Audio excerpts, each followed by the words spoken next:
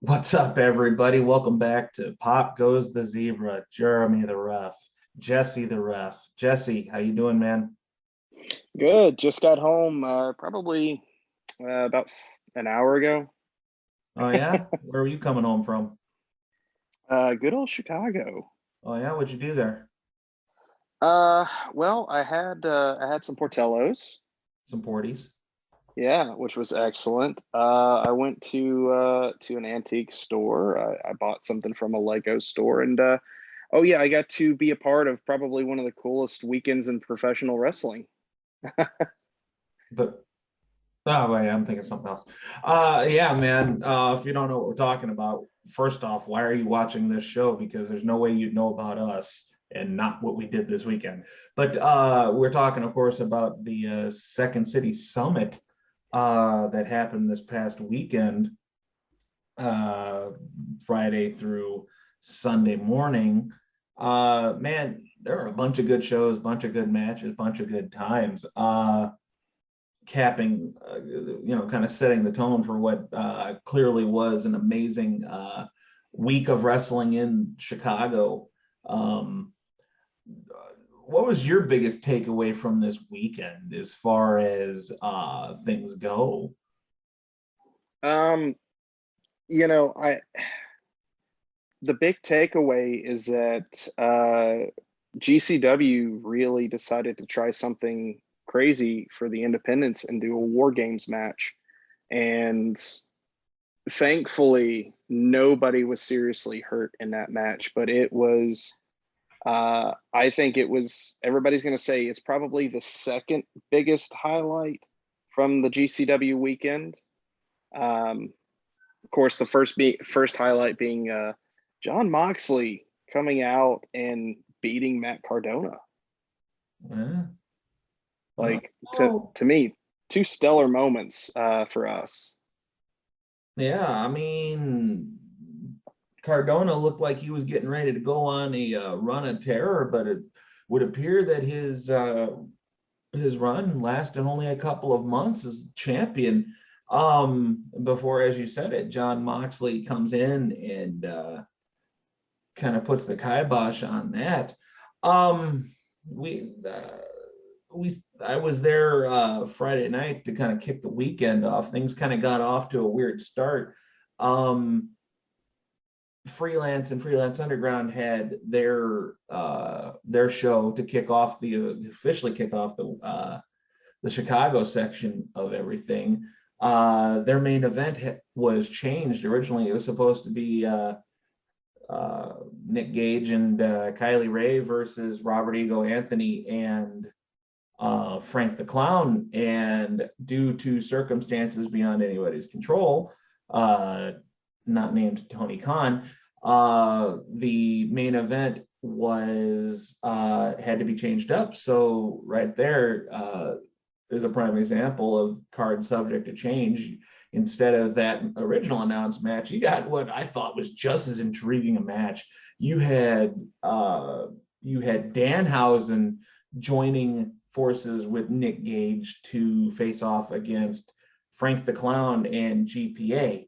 So right there shows the flexibility in professional wrestling that I just love. Like even if a match that is announced doesn't happen, that does not mean you're not going to get something of equal value in return. I thought it was hilarious. The concept when I heard it, I was like, oh man, that's great. Yeah, I think we had a couple card subject to change on our ends too, but I think you guys came out a lot better on that end for sure. Just anything with Danhausen, I'm a big fan of, and putting Danhausen with Nick Gage, it's just that is What an most odd certainly pairing. that What is an an odd odd pairing. couple. Just man, I love me some Nick Gage and some Danhausen. No. I hadn't seen Nick Gage in 2 years. He made me feel like $1 million. I walked through the curtain and there he is in the back. He's like, "Oh, dude, that's my dude right there. How you been, brother?" He gives me a big hug. I'm like, "Oh man, People I just don't had understand how nice Nick Gage really is. Nick Gage is a great white shark." Well, hold on. That's probably well.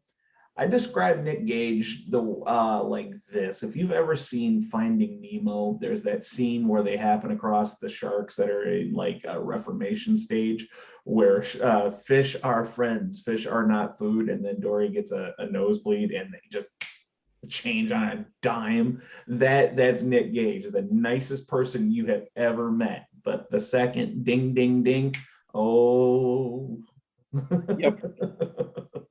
Suddenly there no one is safe, nothing that is bolted down is off limits. That is not bolted down is off limits. But man, I hadn't seen him probably since the last time I worked with him, which was, oh, excuse me, it's almost 11 o'clock as we're recording this. I hadn't seen him Yeah. since the last cup stuffed show in Chicago a couple of years back when he wrestled Effie.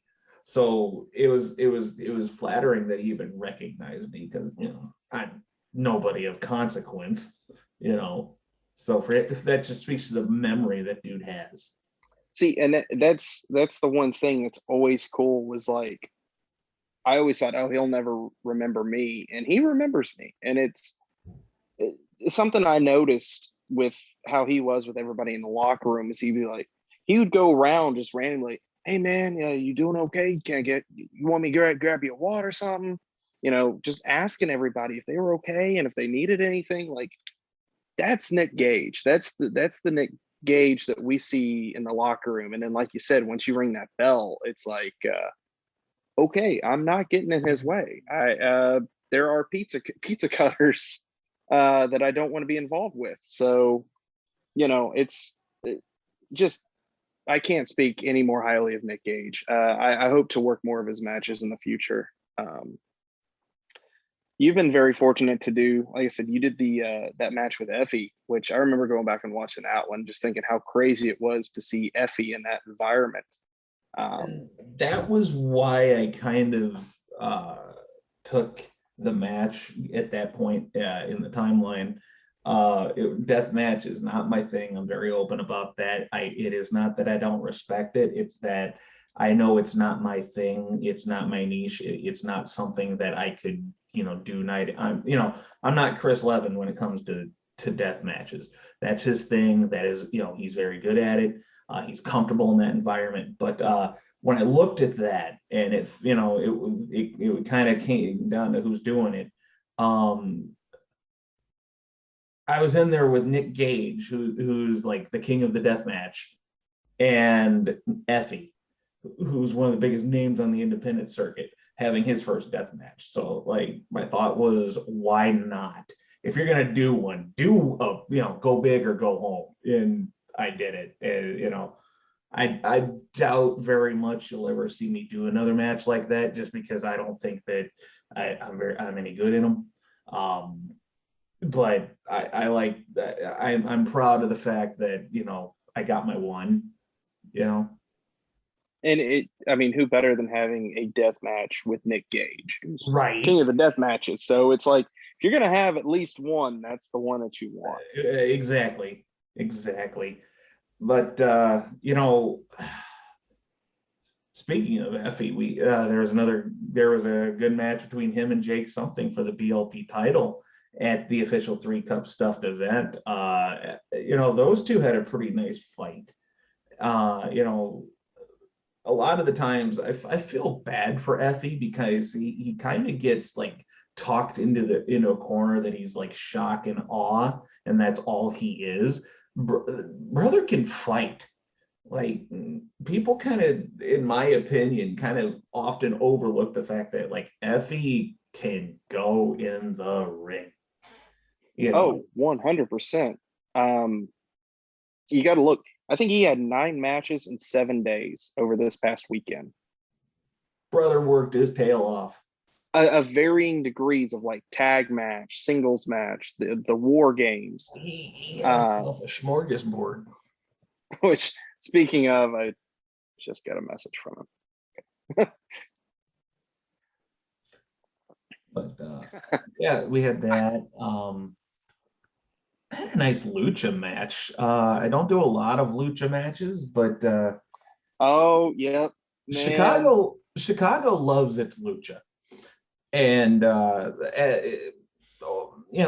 as time has gone on, specifically for me at Warrior, I've really come to notice that lucha is very much a part of the Chicago wrestling culture right now, and its heritage. And I was out there. I couldn't even name everybody that was in that match, but when you're docking, dollar bills and things like that getting thrown into the ring after the match, and like you have to bring it through the curtain, and you have oh, like no way of holding on all the money, so you have to borrow somebody's hat. That should tell you the kind of match they had. Like, it yep, was sorry, I'm off screen. I'm handling something, but no, I was there at the curtain when you guys came through. It was incredible. they might. I don't know that I don't think they stole the weekend. They might have stolen the evening. They stole the evening Yeah. 100%. Like just it I'll say this right now. I love me some Gringo Loco. Dude is just a great guy. I love working with him. I don't work with him enough for my taste, but I was happy to be in there with him. I think that was the first time I was ever in the ring with Juventud Guerrero. Now that I say Guerrera, my bad. It's like I said, it's 11 o'clock. Things are gonna slip. But Yeah, I think that's the first time I was in there with Hoovy, and yeah, yeah. Unfortunately, I'm sure a lot of people realize that Hoovy did get hurt in that match. he took the adage pretty seriously, and they say, hey, break a leg, kid. Man, it was brutal. Because uh, no surprise to anybody, I was working medical backstage, and when Lauderdale is grabbing me like, Jesse, you need to get here real quick. I knew something was up, and I checked on Hoovy. Uh, fortunate it was nothing serious. I think it really wasn't that bad of a from what he explained to me. Like, there's the potential that he needs to have surgery on it, but if he like takes care of it over the next few weeks, it may not be that serious. like So yeah, like I said, I was sitting next I forget who I said it to in the locker room. We were just sitting there talking about the match afterward, and I said, there's really no way of knowing without an X-ray. So like yeah, and I and said it could be just a tweak. It could be a hell of a lot worse, but there, touching it, does this hurt? Does that hurt? Can you move it? That's not going to tell you what you need to know until you get into the hospital or yeah, the urgent which whatever, and which you what know, what what is funny to me was, okay, we agreed. Okay, you need to go to the hospital. Oh, I'm gonna go sit out at my table. I want to make some money. So like I became aware of it pretty quick. He went for a dive over the top rope. Looked like he landed fine. And then like about 10, 15, 20 seconds later, I become aware that Hoovy's just kind of hopping away through the crowd. I'm like, okay, well, he's fine enough that he can get to the back on his own. Um, there are people back there that will take care of him. So I'm just gonna, keep dodging luchadors here, and we're gonna get the yeah, show on the road. you were not in the most enviable of positions, because like it's in multi-man matches, it's so hard to focus on one person, because if you have your attention turned away for way too long, you may have a human body flying towards you, and I man, described it you like this. I described it, and it was actually to you I described it to. That match, it was like being an NHL goalie, but nobody on your team is playing defense.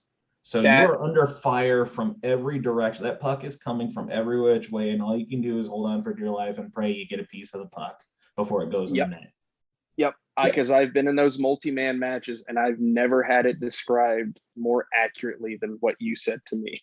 But you don't panic in that situation, and specifically there in mine, because look at the talent around you. This is not their first rodeo. These guys know what they're doing, they know what they're trying to do. And all you've really got to do is just be there for the finish. And everything else is just don't get run over. So head on a swivel and just try not to let a goal in. Yep. Oh, well, looks like my dinner is getting close. There we go. You had yourself a good couple of shows. You were on the Big Gay Brunch. How was that? It was spectacular. I think this was the most heavily attended Big Gay Brunch that they've done so far. I think this is the fourth installment, and this might have been the largest attended version of it, and it was incredible. Um, the crowd was electric from start to finish. They were into everything that was going on. Our ref crew performed top notch. Our boy Dan Perch was out there rocking it this weekend. No, he's not our boy right now. He shaved his mustache off. We're mad at Dan Perch. Can we really be mad at Perch? Sure can. Yeah, we were kind of mad at Perch. Sure. We're very disappointed that the mustache went bye-bye.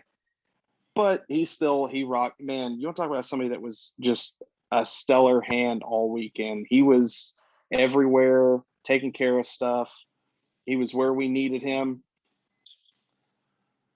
Just made our lives so much easier. And then, him getting to go out there and actually be able to ref in front of the crowd was just even better.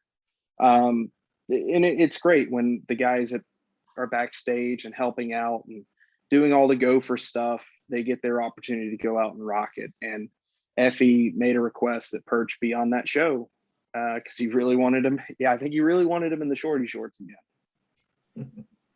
Who doesn't love Dan Perch in shorty shorts? Oh, let's see. Okay. What else happened this weekend? I'm heading out to go grab my food. So we're going to go on a mini adventure. I'll turn off the camera though, but we'll continue to talk. We had the BLP show happen. There was a lot of we actually have to harken back to 3 Cup stuff for a minute. Pizza. The big story for Black Label Pro. Man, Black Label definitely had a big story coming out of the weekend for Black Label Pro. Actually, it happened on 3 Cup stuff. We had ourselves a title change. Filthy Tom Lawler captured the BLP Midwest title. He took it straight out of the hands, made him tap, made him give it up, took it right off of Alex Shelley in a really, really good match. You knew when you looked at that one on paper, you knew exactly the caliber that you're talking about. Tom Lawler is just so well versed. He's so well rounded. He's got a flair for the charisma, but the brother just goes hold for hold. And then you've got a guy like Alex Shelley, who is probably, I could probably list on one hand, like, best going right now. I don't think I have to use all my fingers to number Alex Shelley in terms of in-ring ability. So to see Tom Lawler pick up a win on a guy like that in an environment like that, that's pretty big game moment right there. And congratulations to the new Black Label Pro Midwest champion. Going into the second night, we had some really good matches. Stallion and Something had a really nice match. We had who else did we have? Billy Starks and Jody Thread had a nice one. There was Daniel Garcia and Tom Lawler had a good one. Like BLP, after being off for 11 months, brought back a pretty hellacious lineup. I think we had like 11, maybe 12 matches. I think we were we were burning the candle pretty hard, pretty quick. And big shock. Mikey does not believe in just phoning it in. And Saturday was no exception. So yeah, it was a hell of a day. I can't say enough good things. It was great to be back at Black Label. We'll see what the future holds in terms of when Black Label Pro will produce another show. We'll see. I have not heard anything yet, but obviously stay tuned. But man, I'll tell you what, from start to finish, I think that this was probably one of the better wrestling weekends that Chicago's had in a long time. And I think a lot of it was both really well organized and really laid back all at the same time. Like it didn't. Yeah, they cut it weird. It didn't feel like you were under any type of pressure, but at the same time, it didn't feel like a night off either. No, being exposed to the Chicago crowd was really, dude, something about Chicago wrestling fans, and I've been told this many, many times, they're a different creature, and they bring the energy, and I felt it on all of the shows. I felt that energy. Shook you a little bit, didn't it? Man, sorry about the little trip. Like I said, I thought I had more time, but no, I wanted to hark back. Tom Lawler, man, dude, him and Shelly. That was so incredible of a match. Did you see his celebratory picture? Yes. Celebrating only the way Tom Lawler could. Tom Lawler, like I said, he just has a charismatic flair about him that very few possess naturally. Some guys have to try to be that charismatic. Tom just does it, No, and that dude took to pro wrestling so well. He took pro wrestling like I take the hot wings. I'm gonna have to come up there when you do wings. You put him over so hard this weekend. So. I don't need to put him over. I just got to pick up the phone, call Jacob Clemens, and he'll put it over to you too. Like I made a believer. Oh no, he did. He did. He definitely he was like, oh man. He got all excited thinking that maybe you were gonna make some. Like we've toyed with the idea at Warrior with me and Steve of one night I'm not gonna ref, I'm just gonna sit in the kitchen and cook wings for the boys. Like half-heartedly. Like you never, I'm not gonna say never say never. We'll see where we're at on that. Maybe if I ever have like an injury or something where I can't referee, I'll still make the show and just cook the hot wings for the boys, make sure they got food. But oh man, just I love this talk about wings though. I know, but yeah, so definitely a great weekend. I can't wait to go back and watch the footage. I got to see some of it from the comfort of my own couch because I took off after BLP on day 2 was done, and made it home in time to go to the grocery store, get some supplies for dinner. That's my wallet's still crying. And watched what I could. Definitely, yeah, I would definitely say as far as weekends go, pound for pound, this one's got to be a front runner of all the ones I've seen and done. This one's got to be a front runner, and I think part of the reason why that is because there was nothing else going on against it as far as like you weren't doing the weekend, but you had 2 shows running simultaneously across the city. This was all done, consecutively, and it was really nice to kind of let the fans in there and enjoy it. That being said, what was your takeaway of Chicago itself? You said this was your first time there, and technically you spent a lot of time in the suburbs. You didn't even see Chicago. Yeah, unfortunately, due to how tired some of us were, we really didn't get to enjoy Chicago proper. I think that's a goal for the next go around, which is in November, I believe. So we're kind of hoping to like at least take a day to really explore. I really enjoyed what little bit I did get to explore, because I really stayed around Hoffman Estates and Schaumburg, which is where my hotel was. And for me, being somebody who's into model railroading, I discovered like 10 hobby shops that had model train stuff. And I was so bummed that I didn't get to go to any of them. I only got to go to one antique store the entire weekend. I did go to them all briefly, which I ended up buying something at the Lego store.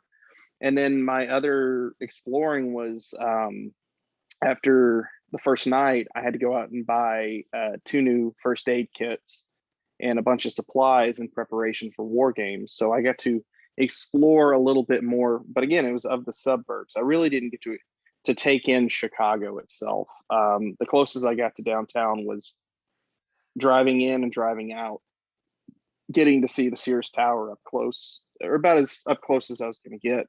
Was pretty neat. But I really want a good Chicago experience next time I'm up there.